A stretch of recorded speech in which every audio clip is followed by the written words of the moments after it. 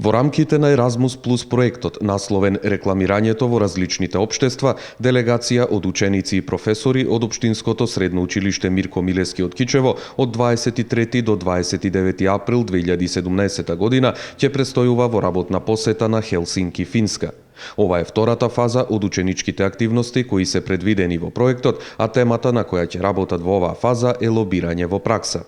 Според програмата, учениците и наставниците ќе учествуваат во повеќе работилници поврзани со темата. Очекуваат учениците на проектот да се здобијат со многу значајни практични искуства од областа на лобирањето.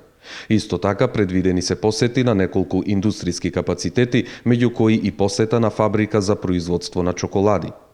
Нивниот домаќин овој пат е училиштето Каракалио од Еспо.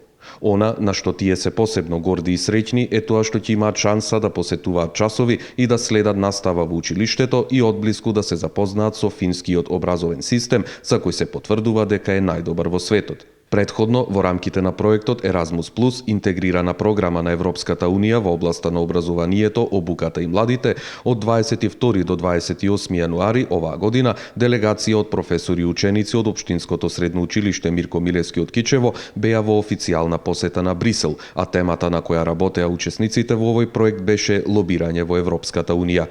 Проектот на есен ќе продолжи во Македонија на тема логоа и брендови и завршува во Летонија на тема маркетингот во пракса.